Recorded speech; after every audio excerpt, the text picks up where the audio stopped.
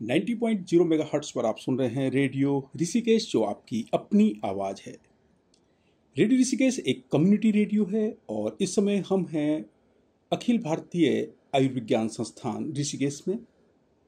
यहाँ हम मुलाकात कर रहे हैं community and family medicine department में additional professor doctor Santosh Kumar ji से। सर, आपका स्वागत है रेडियो ऋषिकेश में। बहुत बहुत धन्यवाद सर, नमस्कार। सर, वर्तमान में डेंगू रोग फैल रहा है, इसके संबंध में आपसे चर्चा करना चाह रहे हैं और हम जानना चाहेंगे आपसे कि डेंगू कैसे होता है। बहुत बहुत धन्यवाद और आपके सभी श्रोताओं को मेरा नमस्कार। आप सभी को मैं बता देना चाहता हूं कि सर्वप्रथम जो डेंगू है ये एक सामाजिक बीमारी है।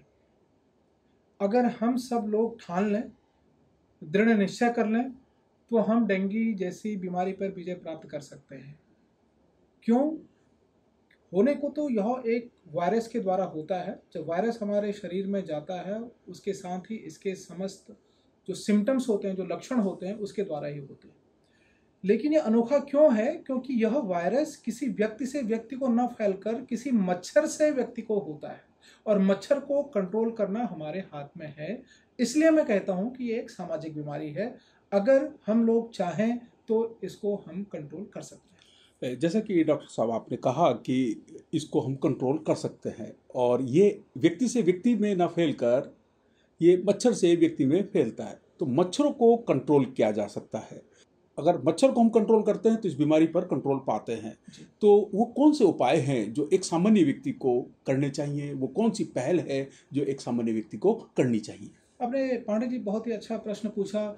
देखिए, मच्छर जो है वो हमारे आसपास रहता है और यह मच्छर, इसका नाम है एडिज एगिप्टाई, जो कि डेंगू के वायरस को अपने शरीर में ले जाता है और दूसरे तक और व्यक्ति तक पहुंचाता है। यह जो मच्छर होता है ये घर के आसपास मिलता है। बहुत सारे लोग बहुत चिंतित रहते हैं कि वो बहुत बड़ा नाला बहुत सारे दूर है, उसको पहले सही कर लें। नहीं, उसको अब बाद में सही करें। ये पेरी डोमेस्टिक होता है, अर्थात घर के आसपास ही ये मच्छर रहता है। और इसके काटने का जो समय है, बहुत ही सुंदर समय मैं आपको बताऊंगा। वो समय है सुबह सूरज जब उगने वाला होता है उससे कुछ देर पहले, और शाम को जब सूरज ढलने वाला होता है तो उस समय दिन में ये काटता है मच्छर, दिन के समय में काटता है।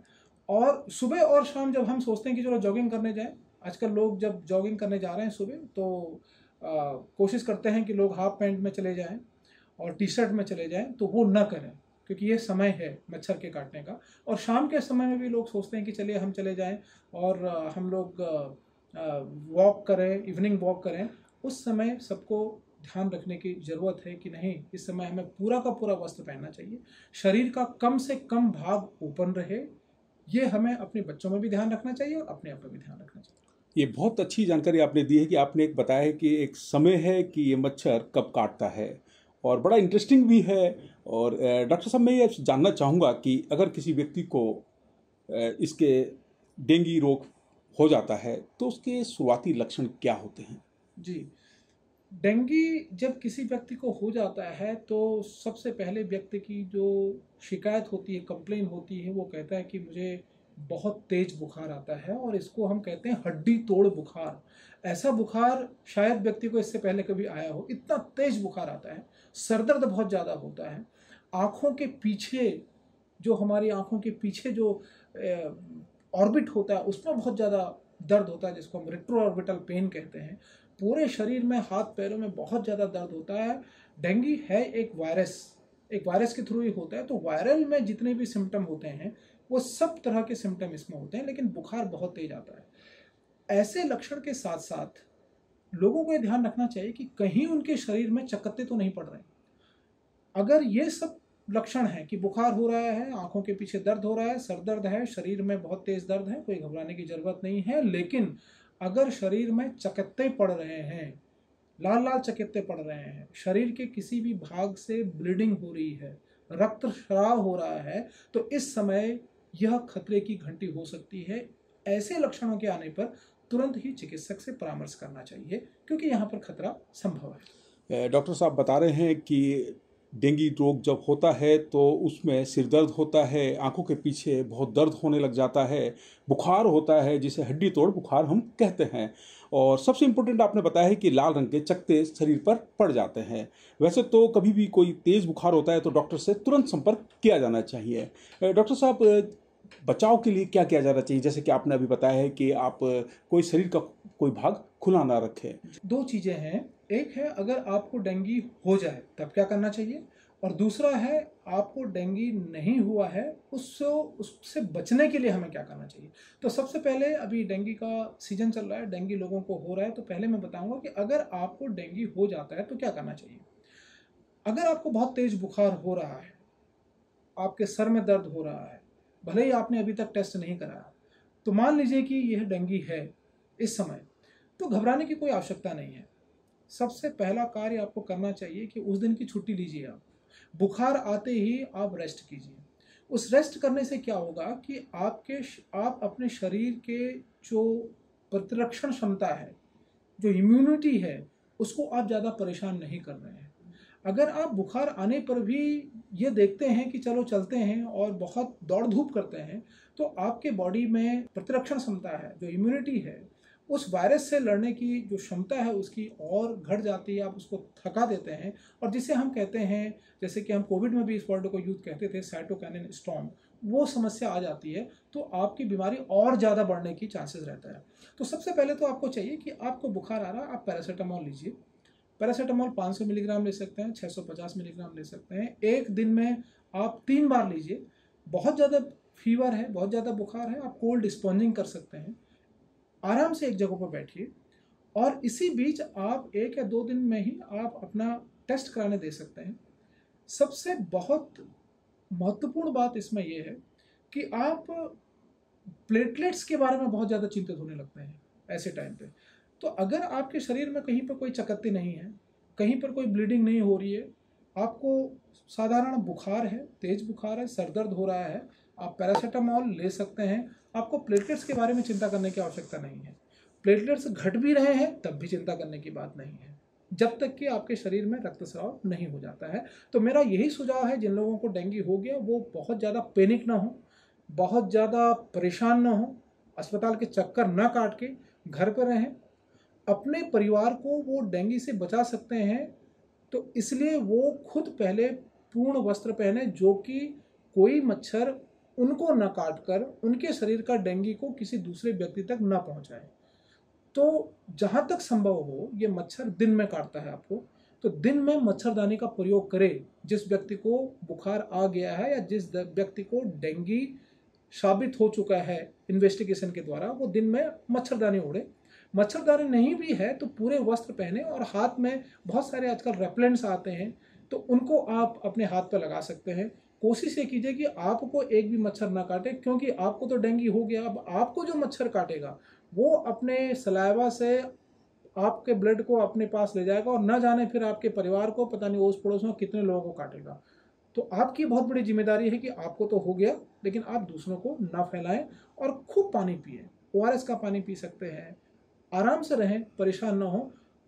अधिकतर केसों में, मतलब 80 से 90% जो केसेस होते हैं, उनमें खांसी, बुखार, सरदर्द, ये सब चीज़ें 4 से 5 दिन में अपने आप ही ठीक हो जाता है। कुछ केसेस में आपको सतर्क रहना है कि अगर ब्लीडिंग हो रही है तब आपको तुरंत चिकित्सक से संपर्क करना है।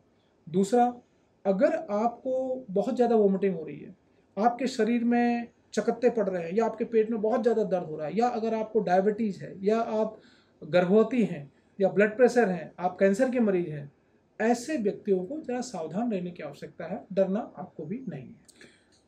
90.0 मेगाहर्ट्ज़ पर आप सुन रहे हैं रेडियो ऋषिकेश, जो आपकी अपनी आवाज़ है। इस समय हम डेंगू रोग को लेकर नोडल अधिकारी social outreach cell AIIMS Rishikesh और कम्युनिटी एंड फैमिली मेडिसिन के additional professor doctor Santosh Kumar ji से मुलाकात कर रहे हैं। डॉक्टर साहब ने हमें बहुत सारी जानकारियां दी, और उन्होंने ही हमें बताया कि डेंगू से कैसे बचाव किया जा सकता है। डॉक्टर साहब, मैं आपसे जानना चाहूँगा कि जो डेंगू का आपने समय बताया कि ये मच्छर सुबह से लेकर और शाम के बीच में इस दौरान काटता है। और किसी व्यक्ति को यदि डेंगू रोग हो जाता है तो वो खुद का बचाव तो करे, क्योंकि उनके बचाव से दूसरों का बचाव होता है।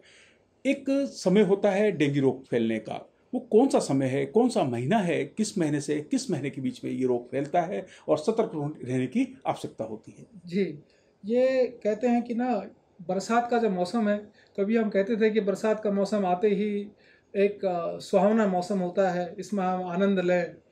लेकिन शायद प्रकृति की ये मंशा नहीं है कि हम बहुत ज़्यादा आनंद ले सकें। तो जुलाई से अक्टूबर का जो महीना होता है, जिसमें हम सोचते हैं कि बारिश आ रही है और बहुत सारा आनंद लें। अभी कुछ ही दिन पहले बारिश समाप्त हुई है, और मैं आपको बताना चाहूँगा कि जब बारिश हो रही थी तो मौसम में उतनी ज़्यादा आर्द्रता भी नहीं थी, ह्यूमिडिटी भी नहीं थी, अच्छा भी लग रहा था। लेकिन अभी ये जो समय है, इसमें देखिए ह्यूमिडिटी बहुत ज़्यादा बढ़ चुकी है, और इस मच्छर के लिए ये ह्यूमिडिटी और टेम्परेचर, ये दोनों चीज़ें बहुत ही अच्छी होती हैं। चूँकि ये मच्छर जो है, इसके एग साल भर पानी में या इधर उधर रहते हैं, लेकिन जुलाई से अक्टूबर के बीच में बरसात भी होती है, इसको पानी भी चाहिए, टेम्परेचर भी ज़रा सा इसको अच्छा खासा चाहिए, 30 से 35 के बीच का टेम्परेचर भी चाहिए। और इसके साथ साथ जो बहुत इंपॉर्टेंट चीज़ है वो है मौसम में आर्द्रता, जिसे हम ह्यूमिडिटी कहते हैं। इस समय ह्यूमिडिटी भी इसको मिल रही है, तो ह्यूमिडिटी, टेम्परेचर और पानी, इन तीनों का आपस में जो जब जोड़ मिलता है, तो ये मच्छर के लिए सोने पर सुहागा रहता है। जो मच्छर पहले 20 दिन में एडल्ट बनता था, यहाँ पर वो सिर्फ 7 दिन में ही लार्वा से एडल्ट बन जाता है। तो ये जो समय है सबसे उपयुक्त, और जिसे हम कहते हैं कि कंडीसिव टाइम है इस मच्छर के लिए पनपने का। तो इस समय सबसे ज़्यादा मच्छर पनपते हैं, और इस समय जब ज़्यादा मच्छर पनपेंगे तो फिर क्या होगा, तो इस समय यही डेंगू सबको काटेगा, सबको फैलेगा। तो इस समय सतर्क रहने की आवश्यकता है। डॉक्टर साहब ने बताया कि जुलाई से अक्टूबर के बीच इसकी बढ़ने की संभावनाएं ज़्यादा होती हैं, क्योंकि उसको उस तरह का माहौल मिलता है जैसे पानी, आर्द्रता और टेम्परेचर, तापमान। इन तीनों के संयोग से ये मच्छर आगे बढ़ता है और इंसानों को नुकसान पहुंचाता है। डॉक्टर साहब, मैं आपसे जानना चाहूँगा कि अक्सर कई बार कहा जाता है कि साफ पानी का मच्छर होता है, कितना सही है ये बात? देखिए, ये मच्छर जो है, यूजुअली जो डेंगू का मच्छर होता है, ये कहीं पर भी जो पानी इकट्ठा होता है, इकट्ठे हुए पानी पर, उसमें ज़्यादा ये मच्छर पैदा होता है। पुराना पानी जो होता है, और कहीं पर भी अगर चलता हुआ पानी है, फ्लोइंग वाटर है, तो उसमें ये इसकी पनपने की गुंजाइश बहुत कम होती है, क्योंकि लार्वा को वह जगह ही नहीं मिलेगी। तो आप एक जगह पर पानी इकट्ठा है, फ्रेश वाटर ही है, इकट्ठा है, और वो पानी अगर 7 दिन तक इकट्ठा ही रहता है, और 7 दिन तक इकट्ठा रहता है, और उस पानी को कोई डिस्ट्रक्ट नहीं करता है, हटाता नहीं है, तो फिर समझ लीजिए कि उस जगह पर लार्वा पैदा होना ही होना है इस मौसम पे। जैसे कि मैंने आपसे पहले ही बताया कि यह मौसम मच्छर के पनपने के लिए सबसे उपयुक्त मौसम है।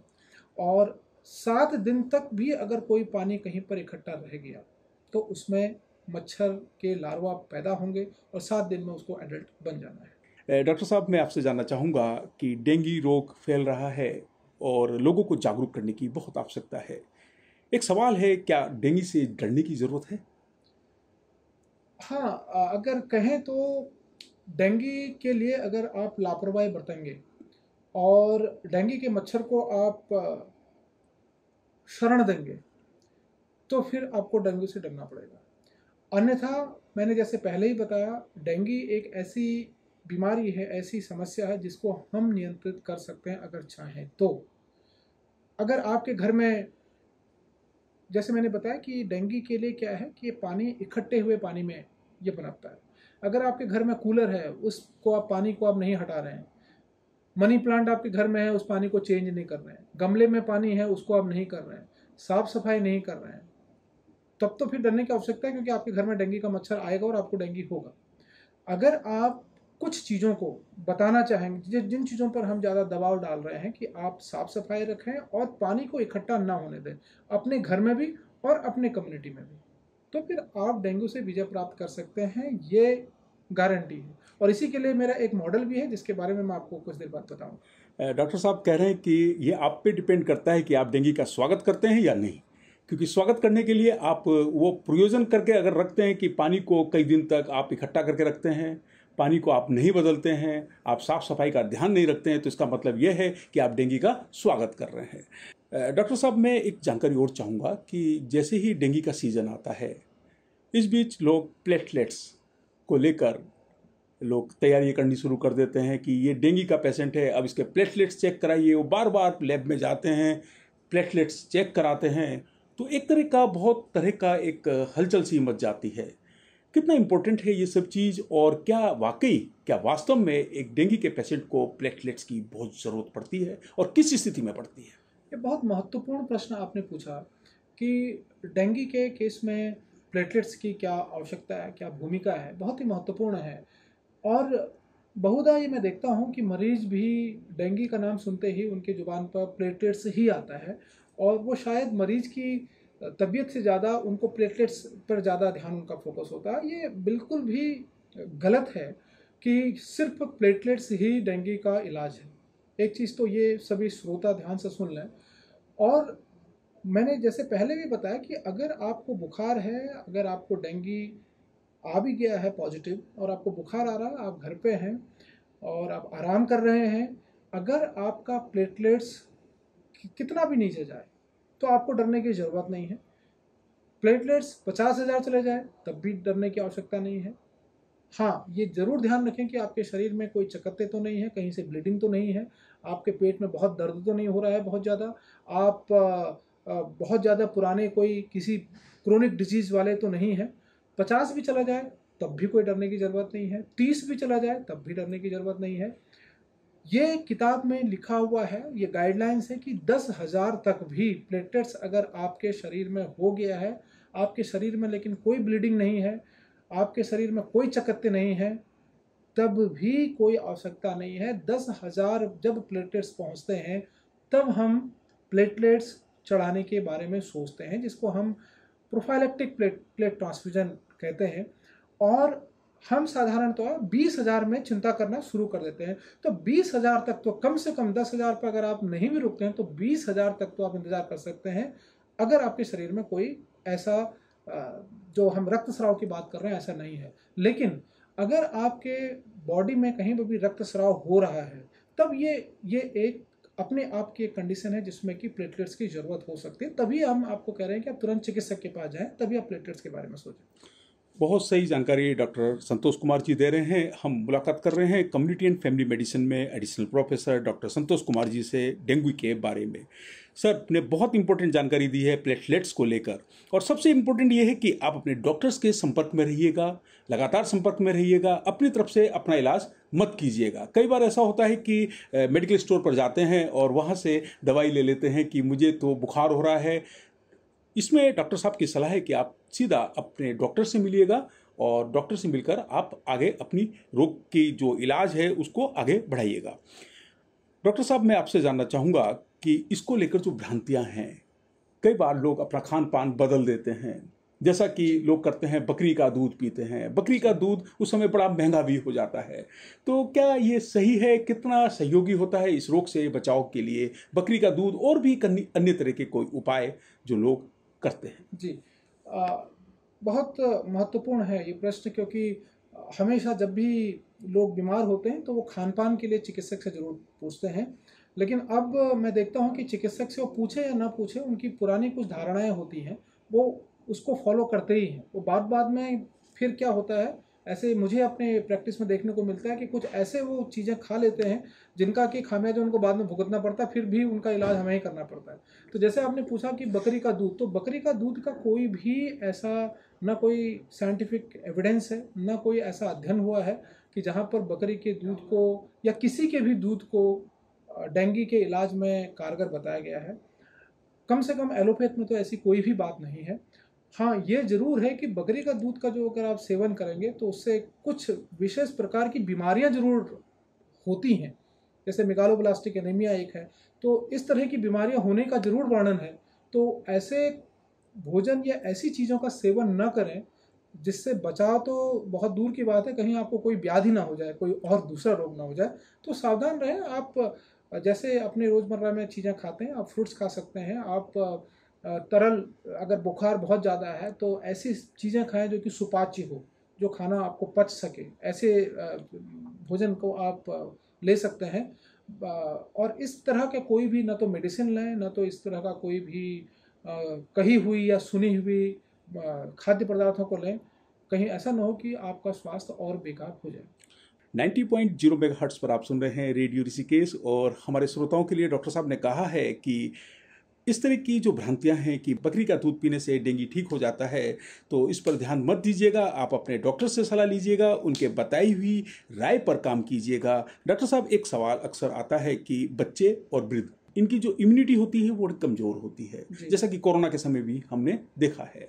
तो डेंगू के पीरियड में कितना सजग रहा जाए, कितनी सावधानियां बरती जाए? जी, आपने जो प्रश्न पूछा है बच्चों में, तो बच्चों में जो दूध पीने वाले बच्चे हैं, 6 महीने तक के बच्चे, उनमें अगर देखा जाता है तो माँ की जो एंटीबॉडीज़ हैं वो कायम रहती है, क्योंकि जो इसीलिए कहते हैं कि जो ब्रेस्ट मिल्क है, जो माँ का दूध है, बहुत ही महत्वपूर्ण होता है बच्चे के लिए, अमृत के समान है। तो जब तक बच्चे दूध पीते हैं उनके अंदर मैटरनल एंटीबॉडीज़ रहती हैं, तो उसमें इन्फेक्शन और जो बीमारी है कम घातक होती है उन बच्चों के लिए, एक प्रोटेक्शन मिलता है। लेकिन फिर भी बच्चों में, बिकॉज इस टाइम पे क्या है कि बच्चों को हम खुला ज़्यादा ना रखें। अगर छोटे बच्चे दिन में हैं तो एक बहुत आजकल बच्चों के लिए भी एक मॉस्किटो नेट अच्छा आता है, उससे ढक के रखें, क्योंकि दिन में ही बहुधा देखा जाता है कि माँ बाप बाहर जॉब पे हैं, बच्चे घर पे अकेले हैं या किसी मेट के साथ हैं। तो कोशिश किया जाए कि इन बच्चों को एक सुरक्षित एक नेट में उनको उससे रखा जाए, जो कि मच्छर उनको अटैक ना कर सके, ना काटें। और रात में तो ये मच्छर काटता नहीं है, तो दिन में सबसे ज़्यादा आवश्यकता है इनको प्रोटेक्ट करने की। लेकिन अब ये देखा गया है कि पहले बच्चों में बहुत ज़्यादा होता था, और अभी भी, क्योंकि बच्चे बहुत ज़्यादा खेलते हैं बाहर, और इसी समय पे सुबह और शाम के टाइम में बच्चे और ज़्यादा खेलते हैं, तो उनको भी, मेरे जो गार्जियन हैं, जो पेरेंट्स हैं, उनसे रिक्वेस्ट रहेगी कि वो फुल बाँह बच्चों को पूरा कपड़े पहना के ही बाहर भेजें, जिससे कि बच्चे कम से कम मच्छर के चपेट में आएँ।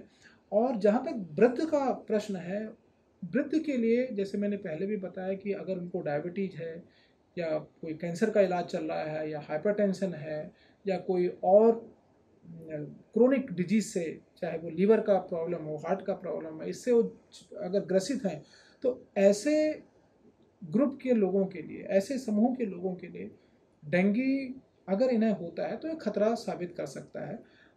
ये हाई रिस्क ग्रुप माने जाते हैं, तो इसलिए इनमें ब्लीडिंग होने की भी चांसेस बहुत ज़्यादा होती हैं। तो ये वाला ग्रुप जो हमारे जीरियाट्रिक ग्रुप है, जो ओल्ड एज है, और ओल्ड एज में भी जो कि ग्रसित है बहुत बीमारी से, उनको अपनी रक्षा बहुत अच्छे से करनी है। उनको डेंगू होने पर ये कभी न कभी बहुत ज़्यादा परेशान वो लोग हो सकते हैं, और ये डेंगू अपना कहर उनमें कुछ ज़्यादा दिखा सकता है, क्योंकि ह्यूमिनिटी भी उनमें कम होती है, और ऑलरेडी अगर उनको बीमारी है तो शरीर की प्रतिरक्षण क्षमता और कम हो जाती है, तो डेंगू उन पर और हावी हो जाता है। और कभी कभार ये बीमारी आगे बढ़ के डेंगू शॉक सिंड्रोम, एक जिसे हम बोलते हैं, जिसमें कि व्यक्ति जो है फिर एक शॉक की तरफ जाने लगता है। डेंगू हेमरेजिक फीवर हम जिसे बोलते हैं, कि कैपिलरी बहुत ज़्यादा जो हमारी ब्लड होती है काफ़ी फ्रिजाइल हो जाती है उस एज में, तो कैपिलरी से ब्लड का जो रिसाव होने लगता है बाहर, जिसके वजह से हेमरेज होने लगता है, जो हम कहते हैं कि बहुत बड़े बड़े चक्कते पड़ने लगते हैं। तो इस एज ग्रुप में खतरे और बढ़ जाते हैं, तो इनको ध्यान रखना है, और कोशिश ये करें कि पूरा कपड़ा पहने, और अपने आसपास पानी इकट्ठा ना होने दें, क्योंकि आप सीनियर सिटीजन हैं। ऋषिकेश के सीनियर सिटीजन हमारे सोशल आउटरीच सेल के साथ जुड़े हुए हैं, और कम्युनिटी में बहुत सारा काम कर रहे हैं। हमारी टीम भी कम्युनिटी में लगी हुई है, और आप मुझे कम्युनिटी में भी मिल सकते हैं कभी भी। मैं आपके श्रोताओं से कह रहा हूँ, आप चंद्रेश्वर नगर, शांति नगर और म्यूनिसिपालिटी के साथ हम लोग जाते हैं, पिछले साल भी गए थे, और आप लोगों ने हमारा काफ़ी साथ दिया था। और मुझे लगता है कि अगर हम बचाव करेंगे तो डेंगू हमें आहत नहीं कर पाएगा। 90.0 मेगाहर्ट्ज पर आप सुन रहे हैं रेडियो ऋषिकेश, जो आपकी अपनी आवाज़ है, और डॉक्टर साहब का कहना है कि सावधानी ही बचाव है। अगर आप सावधानी रखते हैं तो आप बच सकते हैं। और डॉक्टर साहब, मैं आपसे जानना चाहूँगा कि डेंगू को लेकर आपने एक मॉडल तैयार किया है, कम्युनिटी के बीच आप जाते हैं, लगातार लोगों से मिलते हैं, उनको जागरूक करते हैं। उस मॉडल के बारे में जानना चाहेंगे, क्योंकि ये मॉडल, आपने जो मॉडल तैयार किया है वो स्टेट फॉलो कर रहा है उसको। इस मॉडल के बारे में जानना चाहिए। जी, ये बहुत ही रोचक कहानी है कि 2019 में जब हम ऐसी बारिश का आनंद ले रहे थे, तो बारिश का आनंद लेते-लेते चाय की चुस्कियों के साथ मैं घर पे ही बैठा हुआ था, संडे का दिन था। तो मेरे पास देहरादून से फ़ोन आया कि क्या आप मुझे किसी अस्पताल का नाम बता सकते हैं, क्योंकि यहाँ अस्पताल में जगह नहीं मिल रही है, हमारे बच्चे को डेंगू हुआ है और हम इसको कहाँ कैसे रखें, यहाँ तो कुछ है नहीं। तो मुझे बहुत ही आश्चर्य हुआ और मैंने 2-4 जगह अपने नोन हॉस्पिटल में पता किया, तो उन्होंने मुझसे कहा कि आप और बातें करें, इस समय ये बेड की बातें ना करें, क्योंकि एक-एक बेड में 2-2 3-3 लोग लेटे हुए हैं। तब मुझे लगा कि डेंगू का तो ऐसा होना नहीं चाहिए, ऐसा क्यों हो रहा है? ये तो हम लोग खुद कंट्रोल कर सकते हैं। फिर मैंने एक मॉडल बनाया जिसका नाम था 7+1। और 7+1 मॉडल का क्या इसका मूल सिद्धांत है कि अगर हम 7 दिन तक लगातार एक कम्युनिटी में, क्योंकि एक मच्छर जो है 400 मीटर तक उड़ सकता है, तो 400 मीटर के दायरे में लगभग लगभग एक बस्ती होती है और उस बस्ती में सभी लोग मिलके, उसमें स्वास्थ्य विभाग के भी लोग रह भी सकते हैं और ना भी रहें तो कोई बहुत ज़रूरी नहीं है, आशा रह सकती है, एएनएम, वहाँ के सीनियर सिटीजन, वहाँ के लोग, स्कूल के विद्यार्थी, टीचर्स, सब लोग मिलकर अपने 400 मीटर या आधे किलोमीटर के एरिया में जहाँ पर उनकी कम्युनिटी है, उस एरिया में लगातार 7 दिन तक जहाँ पर भी इस मौसम में पानी रुका हुआ है, चाहे वो टायर हो, बोतल हो, कहीं पर कोई टीन का कोई सामान हो जिसमें पानी रुका हो सकता है, कोई कंटेनर हो, और मकान अगर वहाँ पर बन रहा है तो वहाँ पे कहीं पर कंस्ट्रक्शन एरिया हो, उस जगह पर हो, उन सबको साथ साथ रह के सबको डिस्ट्रक्ट करना है, सबको समाप्त करना है। भले ही वो पैर से करें, भले ही वो हाथ से करें। आप म्यूनिसिपालिटी वालों की भी इसमें सेवा ले सकते हैं। ऋषिकेश म्यूनिसिपालिटी हमारे साथ हमेशा बड़े जागरूक होकर काम करती है, आप उनका भी सहयोग ले सकते हैं।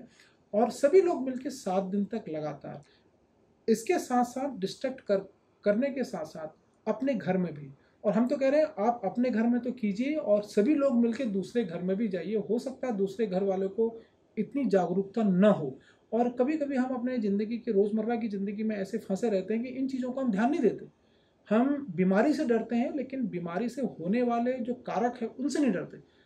तो उनके घर में भी जाइए, उनसे भी कहिए कि अगर उनके घर में अगर मच्छर का लार्वा होता है तो वो 400 मीटर तक वो मच्छर पूरे एरिया को इन्फेक्ट कर सकता है। तो इसलिए हर घर में जो कहते हैं ना घर घर दस्तक, तो घर घर दस्तक वाला इस प्रोग्राम को बनाना है कि हर घर में वो अपनी जिम्मेदारी समझे। आपके घर में कूलर है, उसमें पानी तो नहीं है, क्योंकि अगर वो पानी 7 दिन तक है तो उसमें लार्वा होगा और वो मच्छर, एक कूलर में पानी से कम 1000 मच्छर तो निकल ही जाएगा। एक चम्मच में अगर पानी अगर आपका कहीं बाहर पड़ा हुआ है और उसमें अभी बारिश हुई थी और पानी उसमें रहेगा, तो 7 दिन के अंदर कम से कम 50 से 100 मच्छर उसमें हो सकते हैं। जब एक चम्मच पानी से इतने मच्छर हो सकते हैं, तो फिर एक कूलर में कितने होंगे? तो वो कूलर आपके घर में है तो आप ही सही करेंगे। आपका फ्रिज, आपका फ्रिज के पीछे आप देखिए, एक छोटा सा कंप्रेसर के नीचे एक हल्का एक एरिया होता है जिसमें कि पानी आते रहता है, उसकी किसी को भी वो नहीं देख पाता है। तो आपके घर में ही बहुत सारे मच्छर होंगे, आप उस पानी को समाप्त कीजिए। आपके घर में मनी प्लांट होगा, गमले में पानी होगा, ये जो चीज़ें अगर आप करेंगे और 7 दिन तक सब सामूहिक रूप से मिलकर इस मच्छर की आप प्रोजेनी, क्योंकि 7 दिन मैंने इसलिए बोला है कि मच्छर की जीवनी स्टार्ट होती है पहले दिन से लेके, लार्वा से लेके मच्छर तक 7 दिन लगते हैं बनने में। अगर आप पहले ही दिन ही वो पानी को ख़त्म कर देंगे तो आपने मच्छर आपके जगह पर होंगे ही नहीं। और 7 दिन लगातार करेंगे तो इसका मतलब आप 2-3 हफ्तों तक अपने एरिया को मच्छर से फ्री कर रहे हैं। और इसी बीच एक काम आपको करना है कि म्यूनिसिपालिटी से इन 7 दिन में 1 या 2 दिन अपने एरिया में फॉगिंग करा देनी है, और वो लोग तैयार होते हैं इस चीज़ के लिए। 1 या 2 दिन आप जो फॉगिंग कराएंगे उसमें जो मच्छर आपके इर्द गिर्द घूम रहा होगा वो भी मर जाएगा। नीचे के मच्छर को तो आपने पनपने से ही रोक दिया, ऊपर वाला मच्छर फॉगिंग ने मार दिया, तो फिर कहाँ से होगा मच्छर? जब मच्छर ही नहीं होगा तो डेंगू तो समाप्ति हो जाएगा। इसके अलावा 7 दिन में अगर आपने अपने घर में जुलूस निकाला, अपने एरिया में पूरे की पूरे बस्ती में, तो सब लोग अलर्ट हो जाएंगे। उसके बाद आपको कुछ नहीं करना है, फिर हफ्ते में 1 दिन 1 घंटा सभी लोग मिलके, अगर आप अपने बस्ती में, अपने एरिया में कहीं पर भी पानी इकट्ठा, क्योंकि पानी तो कभी भी इकट्ठा हो सकता है, उसको अगर आप साफ करेंगे तो मच्छर की ज़िंदगी ही, आप मच्छर बनने से पहले उसको ख़त्म कर दे रहे हैं आप। तो जब मच्छर ही नहीं होगा तो डेंगू कहाँ से हो जाएगा?